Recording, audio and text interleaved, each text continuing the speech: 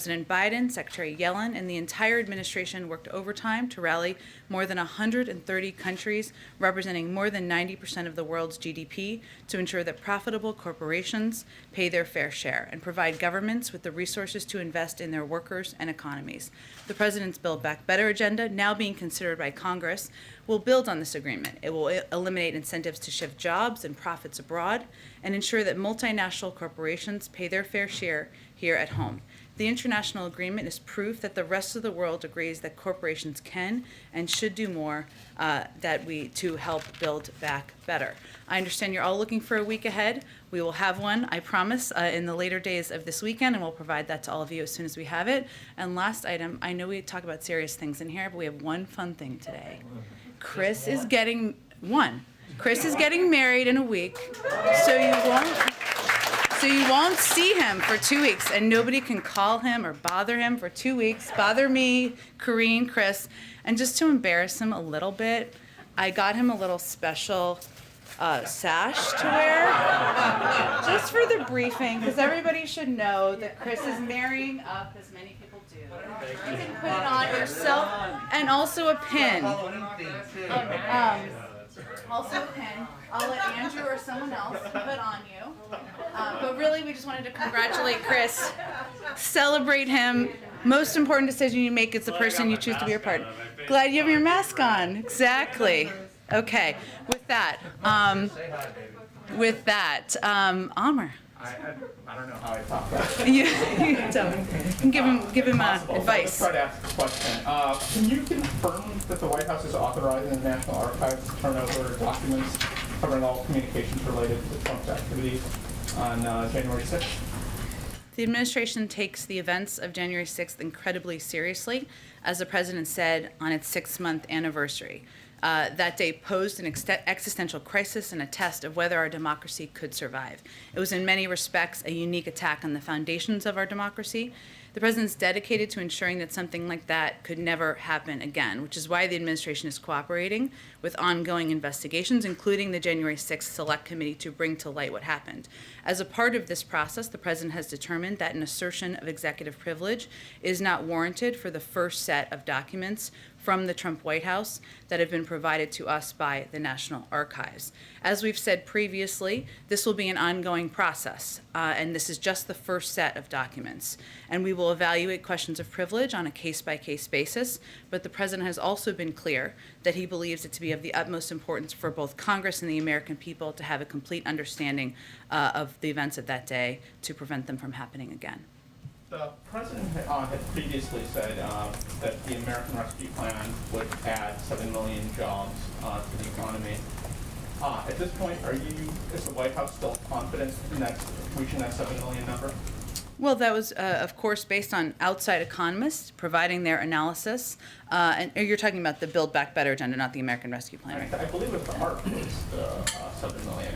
Oh, sorry. I didn't know if you were asking about the bill that's moving its way through or the bill that has been passed. The bill that has been. I thought 7 million, and I apologize. No. I was just trying to understand which part of his agenda you were asking about.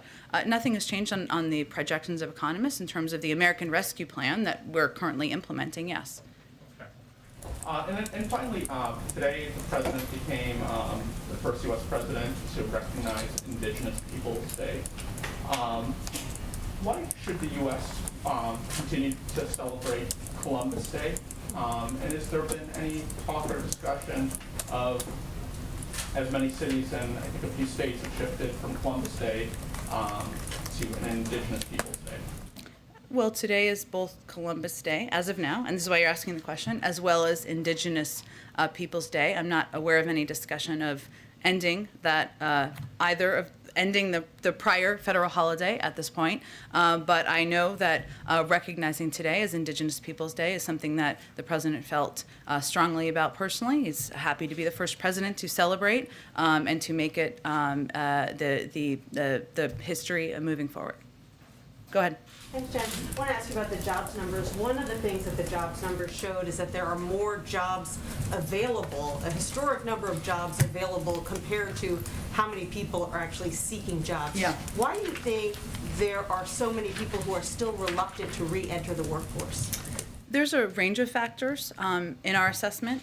One is people are still fearful of COVID and what it will be like in workplaces and ensuring their own safety. There are still challenges as it relates to child care, elder care, the costs of those, and being able to afford it, and also the availability, which is something we've seen a shortage of in many communities. And we'd also have seen that the pandemic, while it's been incredibly challenging on many, many levels, it's also prompted many people to rethink what their careers might look like and what careers they may pursue. So you're right, there are an enormous number of jobs that are still available out there in the workforce, and we believe those are the range of factors that are attributed to that. And then I was wondering if you could give us an update on the negotiations with Senators Manchin and Sinema. Democrats are expressing more and more public frustration with the two of them, arguing that they're not moving off of their positions.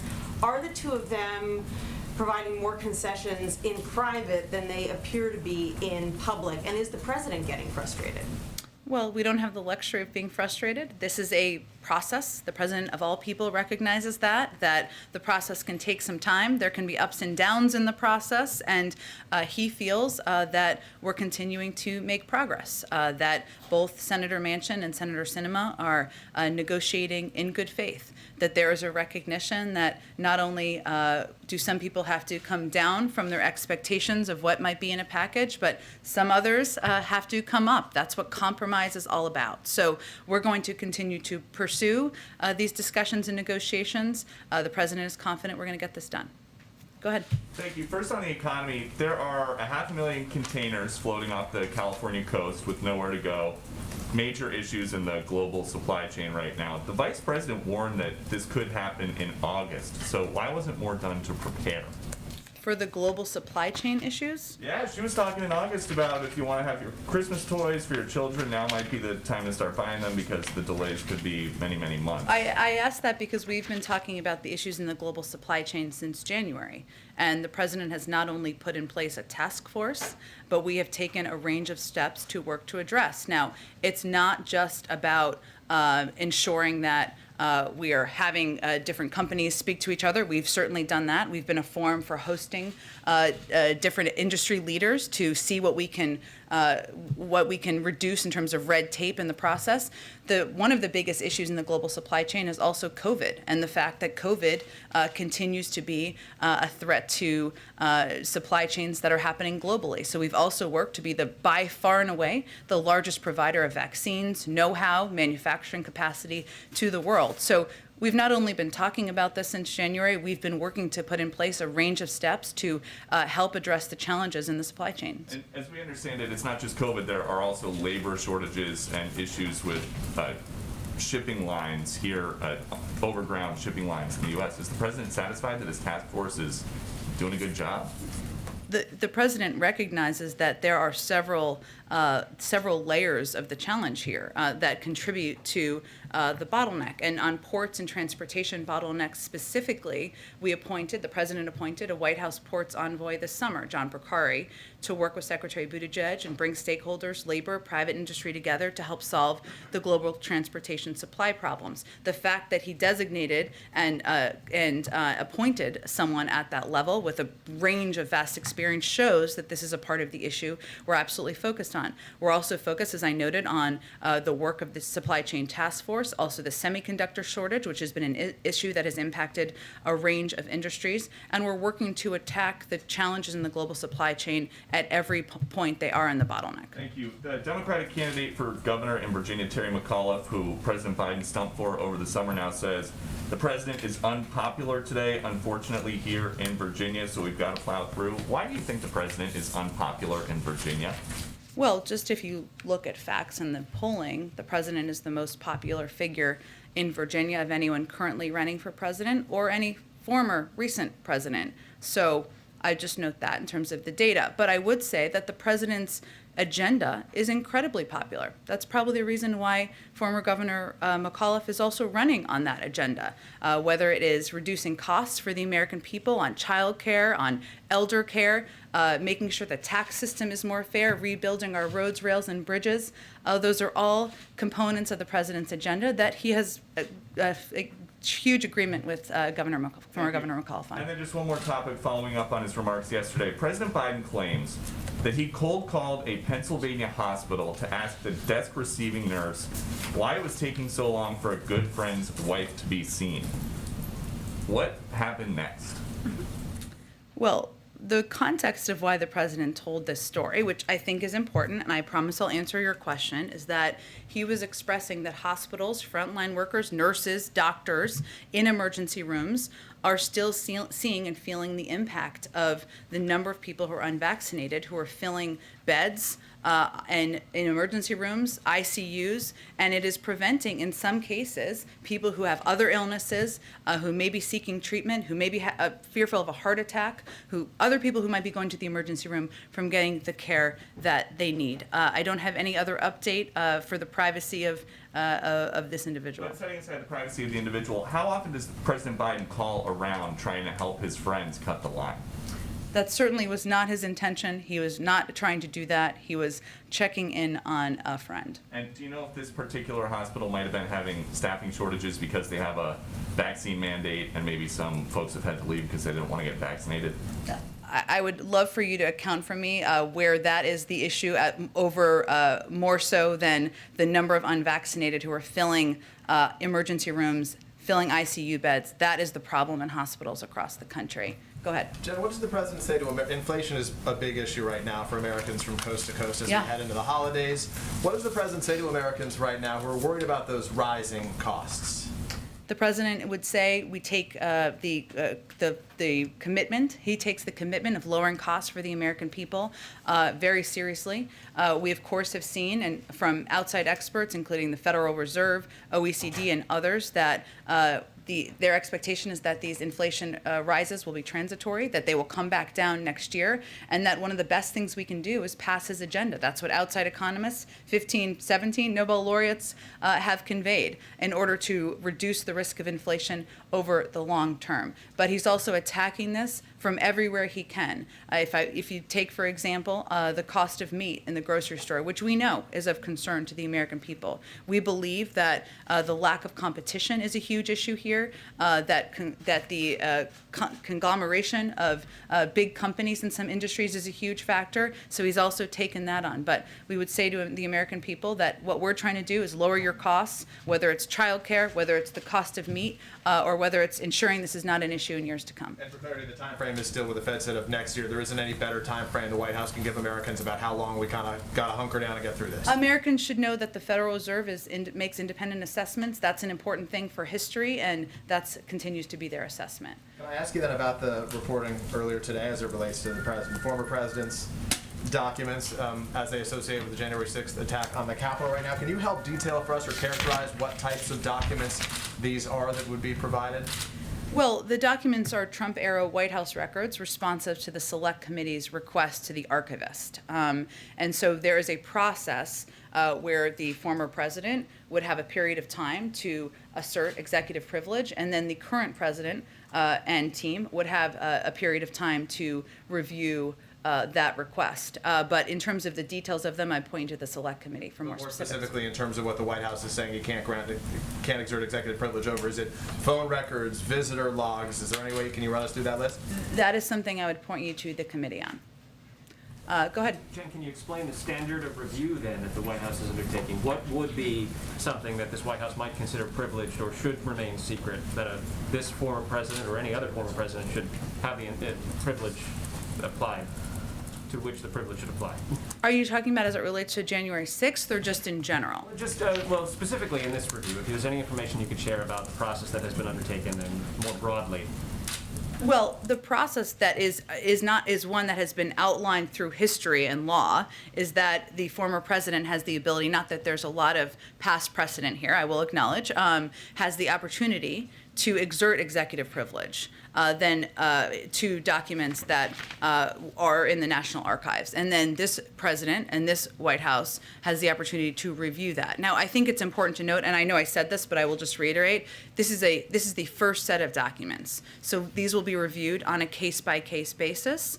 And obviously, we will be responsive to the requests of the committee.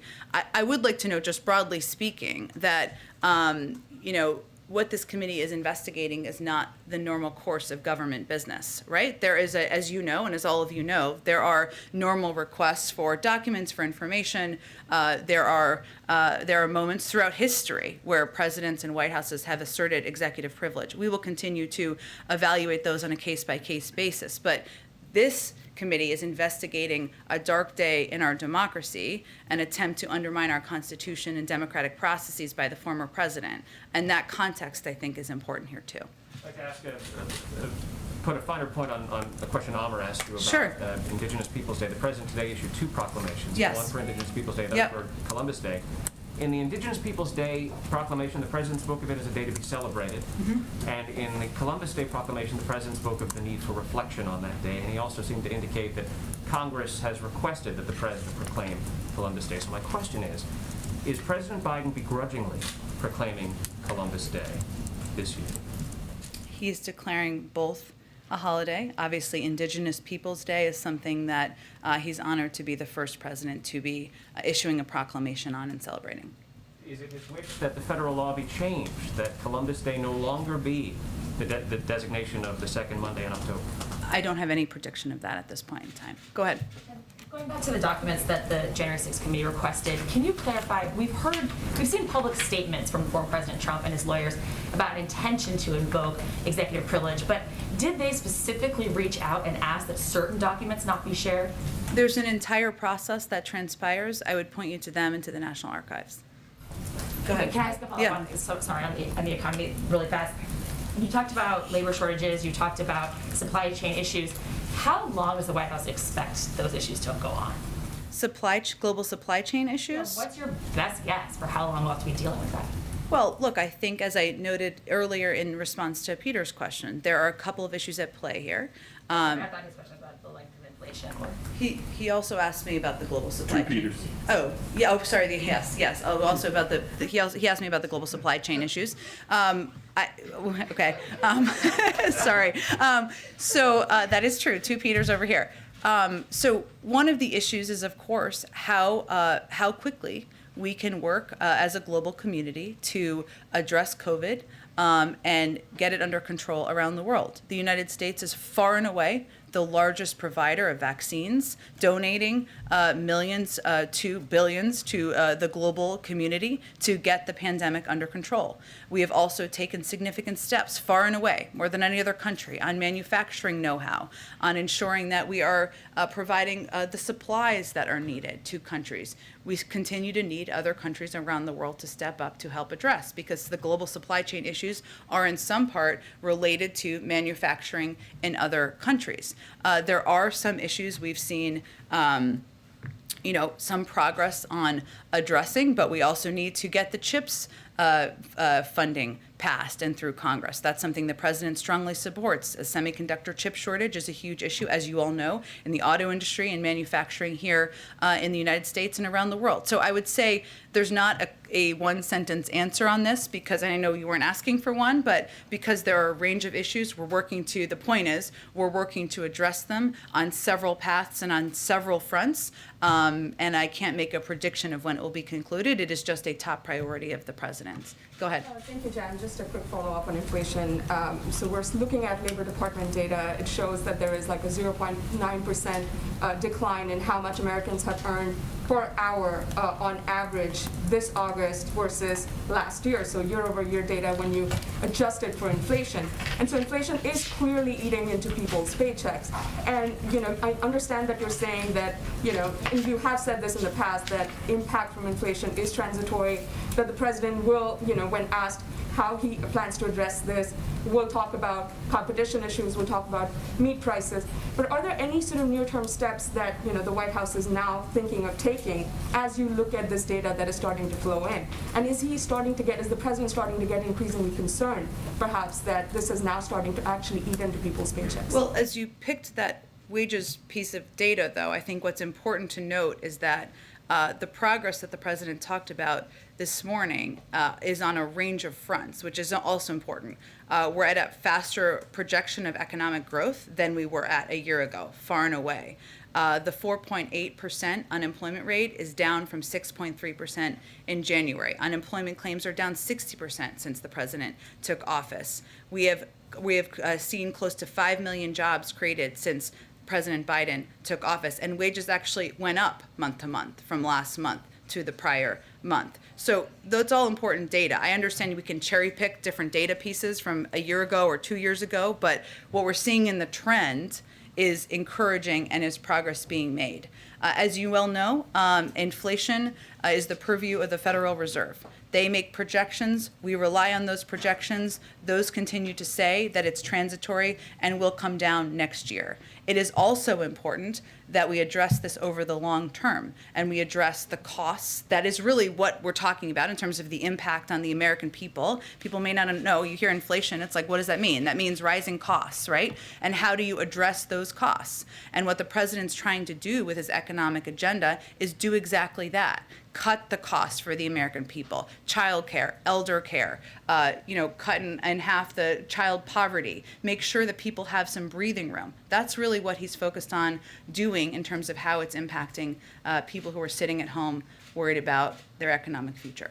Are there specific, perhaps, commodities? You spoke about chips. We've been talking about chips for a long time. Are there specific commodities or specific bottlenecks in the global supply chain that are perhaps emerging more than ever now, in the run-up to the holidays that the White House is particularly focused on?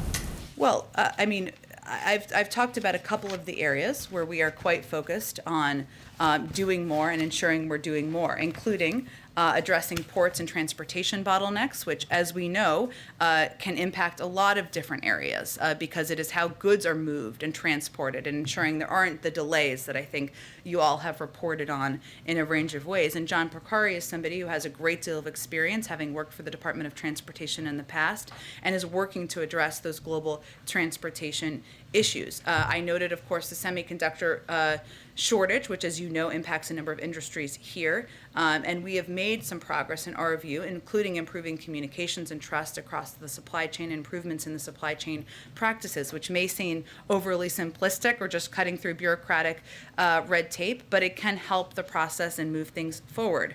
I also noted food processing. This is an area also where we have seen impacts in some communities from food processing and issues in the global supply chain. And so we know that the pandemic has revealed vulnerabilities in our food system. That's one of the reasons the Department of Agriculture announced the new food supply chain loan guarantee program. And we've also seen, as it relates to lumber, which was an area that we talked about quite a bit several months ago, and we saw the impact on how that impacted housing prices of new homes specifically. Since its peak, the cost of lumber has decreased by 60%, and is one example of the market leveling off. So point is, there are different, as you know, there are different issues as it relates to the supply chain in different industries. We're working to address them and attack them all at the same time. We have seen some elements of progress, but we also continue to understand and know that as we're coming back from a global pandemic, a massive undertaking, and the economy's turning back on, we're going to have to keep pressing to make sure we're addressing these issues, and we're doing that around the clock at agencies across the federal government. Thank you. And then just one quick question on gas prices. Reuters has some reporting that shows a lot of American consumers we're talking to have started to link the rise in gas prices to the administration's policies that ban fossil fuels. For example, a pause on federal leasing on land and water. And so my question is, why keep a lid on production at home with American companies and instead ask OPEC for more production where that production is perhaps not as environmentally regulated? Is there any consideration perhaps being given to this, keeping in mind rising gas prices? Well, we are in touch. We are not a member of OPEC, as you all know. We are in regular touch with OPEC, and we have also raised issues of supply in meetings that members of our national security team and others have had in recent weeks. As I have confirmed from here. We, of course, want to address the short-term supply issues. One of those issues, as we know, was related to Hurricane Ida and the impacts in the region, which we took steps to address certainly at the time. But our view, to go back to your original question, is also that, well, we need to take steps to address short-term supply issues. We need to also keep our eye on the long term and the impact of the climate, the crisis that we are in the middle of, and ensure that we are continuing to encourage the production and rise of renewables and the clean energy industry, which is exactly what the president's proposals would do. Go ahead. Thanks, Jen. As the January 6th committee looks to enforce some of the subpoenas that it has been issuing for witnesses, will the president direct the Justice Department to prosecute criminal referrals from the select committee? That would be up to the Department of Justice, and it would be their purview to determine. They're an independent agency. Has the president discussed that at all with the Attorney General or anyone? They're at the independent. Justice They Department? would determine any decision on criminal prosecutions. I'd point you to them and, of course, the committee. And then just going kind of big picture here, today we saw another jobs report that fell well below expectations, the smallest jobs gains in nearly a year. Gas prices are at a 7-year high, inflation is up. The president is struggling to get the rest of his Build Back Better agenda passed through Congress. How do you assess where things stand right now with regards to his presidency? And do you see a need at this point to course correct, perhaps? We certainly don't see things as darkly as you do. Look, the president's focus is on leading through a challenging time, and that has been his focus from the first day he took office. If you look at the data month over month, as I noted a few minutes ago, he has also created 5 million jobs under his presidency. We've created an average of 500,000 jobs a month. We are at a faster rate of economic growth, a lower rate of unemployment than in quite some time. That's progress. That's moving exactly in the right direction. And as it relates to the president's agenda, we're continuing to press forward with members of Congress who have a broad range of views about the path forward. But we're making progress. The president remains confident we're going to get it done. And this is what governing looks like. Do you not see today's jobs report as a warning sign in any way that perhaps the economy is not headed in the right direction, that perhaps the recovery is not going at the pace that it should be? I don't believe that's what economists are projecting at this point in time. And just a quick foreign policy question. It's been 3 weeks now since President Biden authorized the use of sanctions against the Ethiopian government. We've seen credible allegations of human rights abuses, allegations of genocide. The Ethiopian government expelled 7 senior UN officials last week. What is the president waiting for to actually implement those sanctions? Well, he signed the executive order in order to ensure we had the authority, should we make the determination to put sanctions in place. That's, of course, an interagency process and a decision he would make the final sign-off on, but I don't have any update on the status of that at this point in time. Go ahead. Thanks, Jen. The president signed the Havana Act into law today, but he did so out of public view. His statement today said that the United States government is offering resources to people who've suffered from Havana syndrome incidents, but he stopped short of calling these incidents attacks. So at this point, what should the public know, and what can the public know about what Havana syndrome actually is and how it is caused? Well, I think the public should know that this president is the first president to acknowledge the existence of Havana syndrome or anonymous health incidents, that across the government, across the national security team, they're taking this incredibly seriously. The National Security Council has worked closely with departments and agencies to take a number of significant steps, standardizing the reporting process so that all possible AHIs that are reported by U.S. personnel, regardless of department or agency affiliation, are uniformly documented and quickly shared, improve the quality and speed of medical care, which is part of what this bill would help do, ensure there is financial support for that, ensure all relevant departments and agencies have messaged their workforce to provide guidance, increase intelligence collection and analytic focus on determining the cause of AHIs, and enlist U.S. government and outside experts to increase our understanding. What is important to also know and understand is that we, of course, are determined to get to the bottom as quickly as possible of the attribution and cause of these incidents. The intelligence community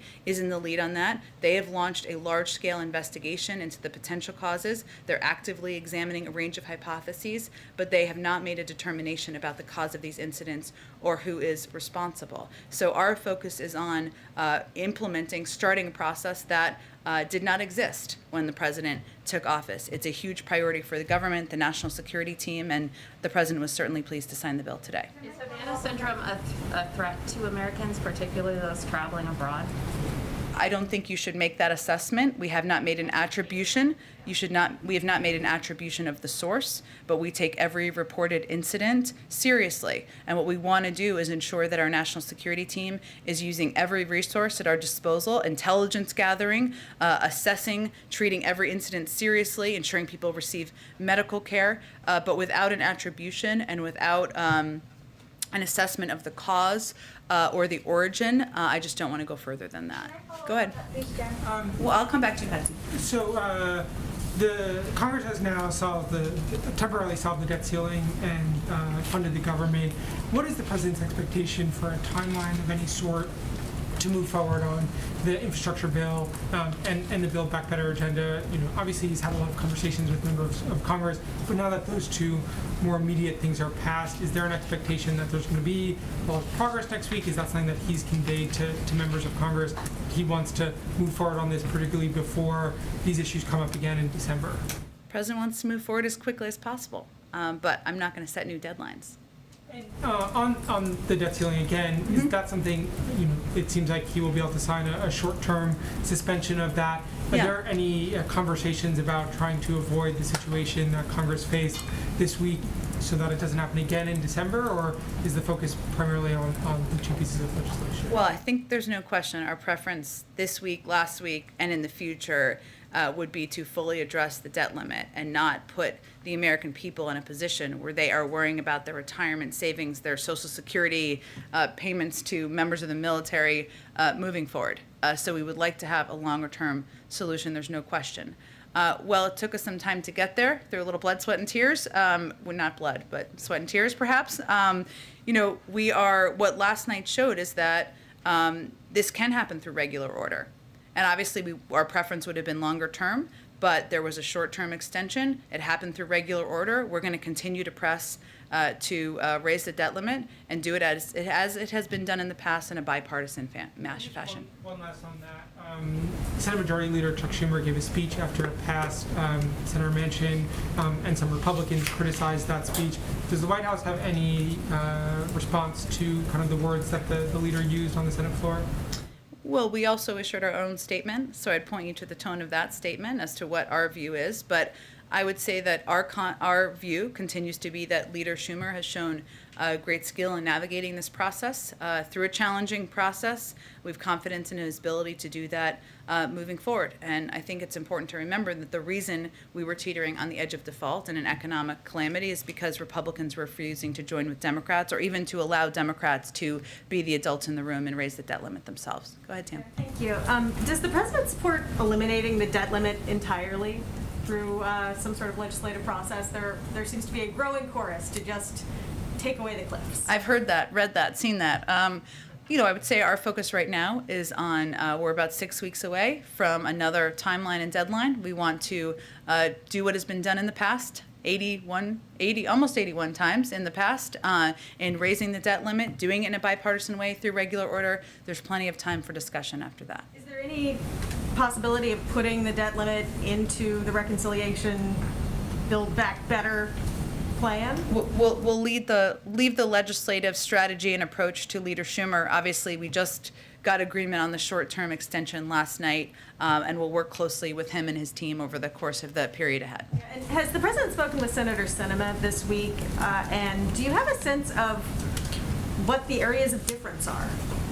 Well, we'll let her. I wouldn't say we see it as areas of a difference with the president. The president's working to, obviously he supports absolutely everything in his package. It was his package. He proposed it. He gave a big speech about it. He also understands and has known from the beginning that compromise was inevitable. People were going to have to give, including him. He's not going to get everything he wants out of a final package. So really what the stage we're in now is about determining what a smaller package looks like. We've been in that stage for a couple of days, as we expect it to be, and we will continue to be, I would expect. Our senior team has been in touch with Senator Sinema.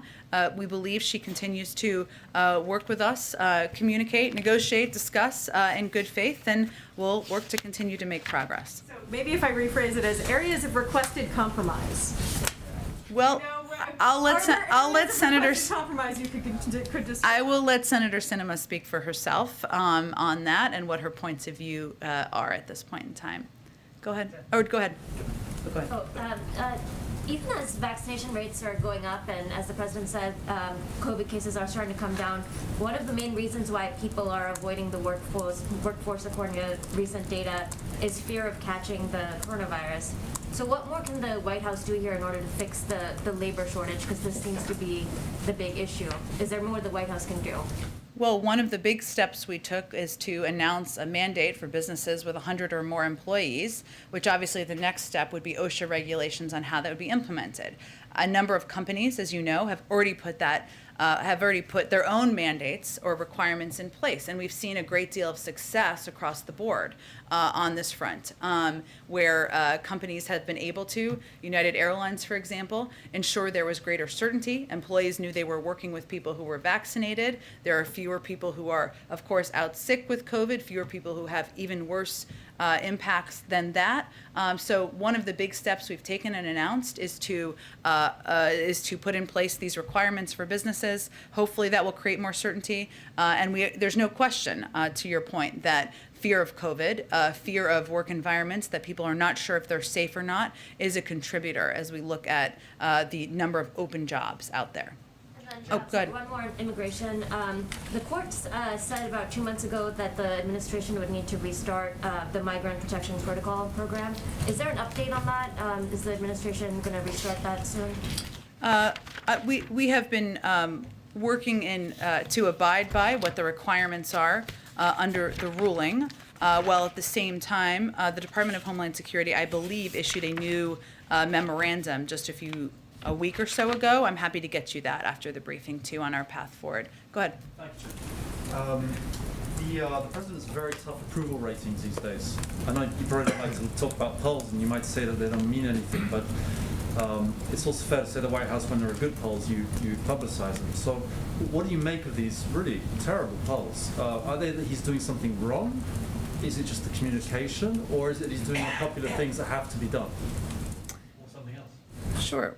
Well, look, I would say that this is a really tough time in our country. We're still battling COVID, and a lot of people thought we'd be through it, including us. And because of the rise of the Delta variant, because of the fact that even though it was a vaccine that was approved under a Republican administration, even though we now have full FDA approval, and even though it's widely available across the country, we still have a quarter of the country who have, less than that, 20% of the country who've decided not to get vaccinated. No question that's having an impact. And of course, as the president has said, the buck stops with him. That's far and away the biggest issue in the minds of the American people, and it's impacting a lot of issues. We've talked a little bit about the supply chain. We've talked about, people's safety and feeling in the workforce. And so our focus is, yes, not exactly on the day-to-day up and downs of the polls. Our focus is on getting the pandemic under control, returning to life, a version of normal, so people can have security and going into work and dropping their kids off and knowing people will be safe. And that's where we think we should spend our time and energy. Go ahead, Kelly. On the executive privilege issue, Donald Trump has certainly suggested he might again be a candidate for the nomination of his party and run for the presidency again. President Biden has said he intends to run. So for people who are not familiar with the rules of executive privilege and might look at this as through a political lens, what would your response to that be in terms of how the public should judge this action from this White House? Sure. Our view is that there's nothing political about working to ensure that the events of January 6th never happen again. It shouldn't be a Democratic thing or a Republican thing, an independent thing, a political thing at all. This should be a shared goal, and a key part of that, in our view, is ensuring that the Select Committee has the information it needs to ensure accountability for these events. The Supreme Court has recognized that it is, quote, the current president who is vitally concerned with and in the best position to assess the present and future needs of the executive branch and to support invocation of the privilege accordingly. That's exactly what we're doing. And as I noted earlier, we're going to evaluate on a case by case. This is the first tranche of documents. And it is also important for people to understand that this is the use of executive privilege, which I think you're asking, because people don't entirely always know exactly what that is. We have been very cooperative with Congress. We will continue to be, as it relates to a range of issues related to our administration as well, and evaluate on a case-by-case basis. But this was a uniquely dark day in our democracy, a day that we need to get to the bottom of, and that's important context here as well. Go ahead, Jen. Thanks. I just wanted to come back to the incident, the protest that happened with Senator Sinema over the weekend, and whether that's something that the White House or the president has been thinking more about since then. Sure. I mean, I would say I talked to the president about this maybe 2 days ago. It's all running together in the last few days, I would say.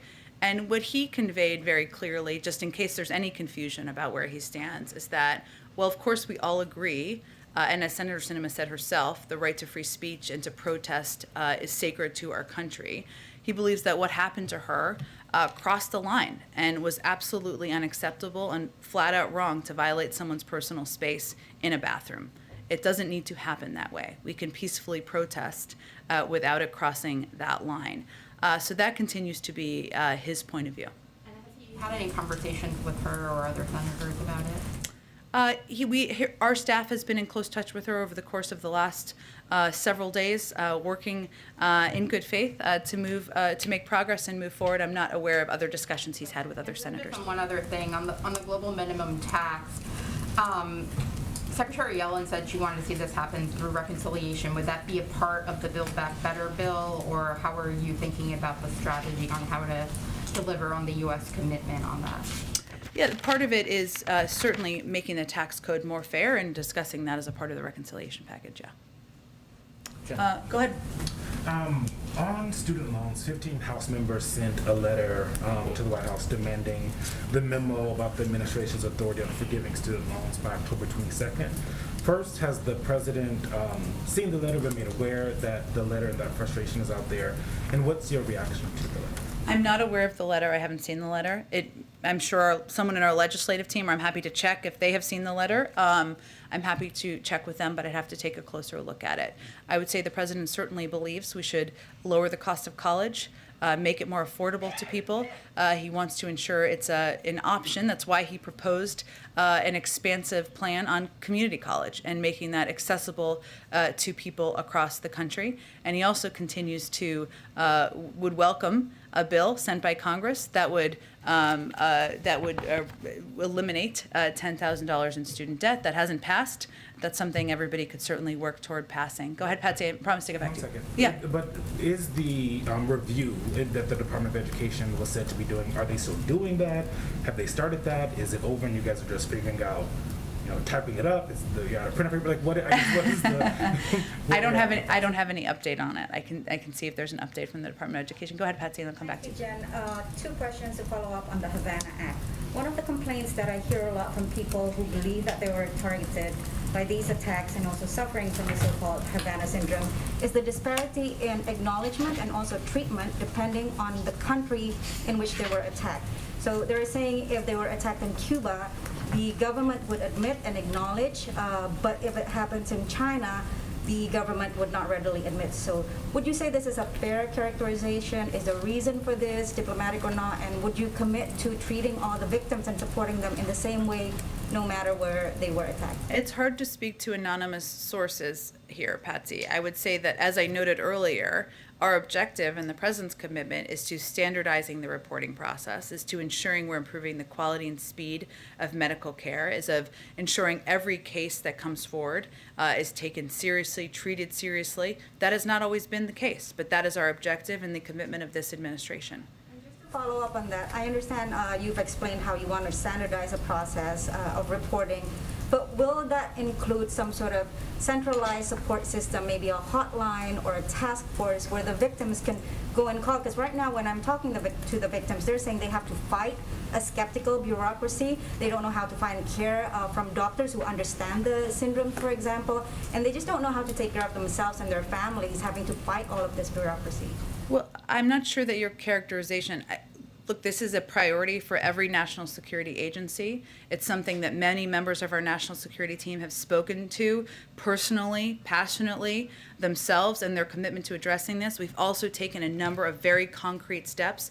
Each agency has their own process and system, but what we're working to do is coordinate it. So I think it's not really fair to speak to one or two anonymous cases when this is an across the government effort, commitment, priority. The president signed a bill into law today. We've put a number of steps into place that are incredibly concrete. The president has acknowledged this is a problem. We're using every resource in the government to address it, and I think that really speaks to the president's commitment. Go ahead.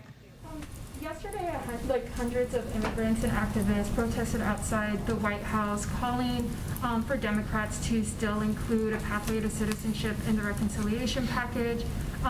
There's been about 90 legal experts who've also submitted a letter saying that the presiding officer of the Senate can issue a ruling contrary to the Senate parliamentarian.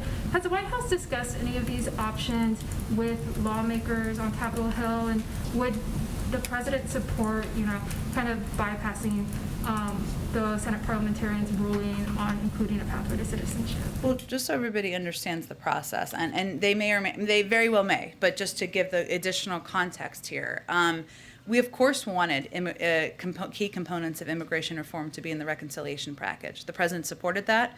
He was vocal about that. The Senate Democrats went back twice and tried to get components into a reconciliation package, and the parliamentarian, as you noted, but just so everybody understands the process, twice ruled that they could not be included in the package. In order to overrule a parliamentarian, it is not just waving a magic wand. It requires a majority of votes in the Senate, and it requires the vice president. So I would say that's a legislative process. I would point to Leader Schumer and others to ask the question of whether there is the opportunity or the appetite to do that. Activists see reconciliation as one of the last opportunities to get immigration reform passed. President Biden said that that's one of the part of his agenda. I don't know, are there any concerns that this isn't going to happen at all? The president is 9 months into his first term in office. He introduced an immigration bill his first day in office. And his immigration bill not only included a pathway to citizenship, it included investment in smart border security, it included reforms to the asylum processing system, it included ensuring that dreamers no longer have to worry about their safety and security in the United States, security primarily, being able to stay. And that's something he's absolutely committed to. And there are a lot of Democrats in Congress who feel as passionately about it as he does. So we're going to have to press forward and work to find the vehicle. And what these activists are doing is great. They're out there advocating for putting in place long overdue reforms. We agree they need to be put in place, and we need to keep pressing to get the job done. Go ahead. You want to go and then I'll go? Sure. Okay. Thank you. A couple of questions. One on India. After last month's meeting between President Biden and Prime Minister Modi, there have been a series of visits in the two countries ongoing, and few are next several weeks. Where does the India-US relationship stands now after the visit?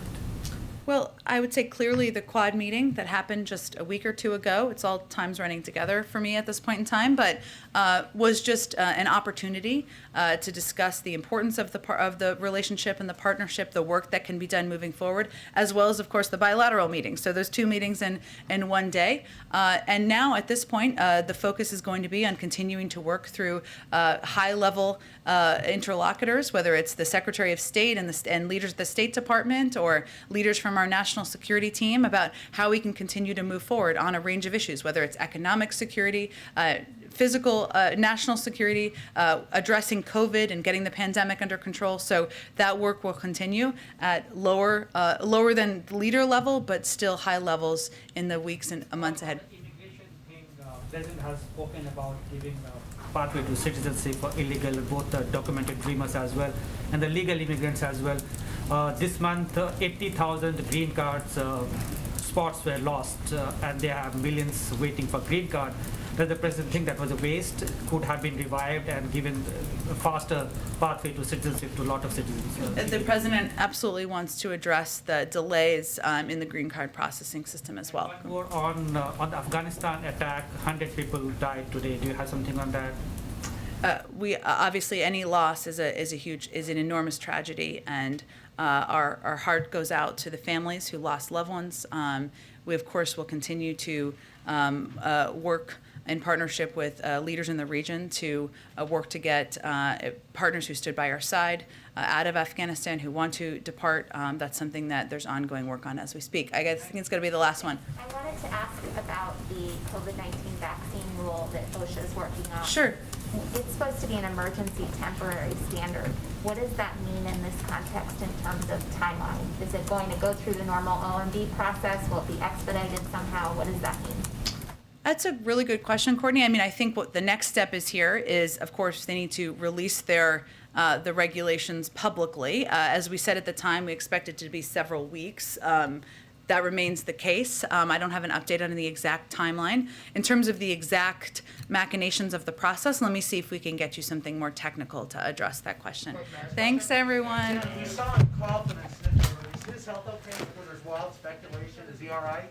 He's doing great. Thank He's you. got some allergies. Allergies?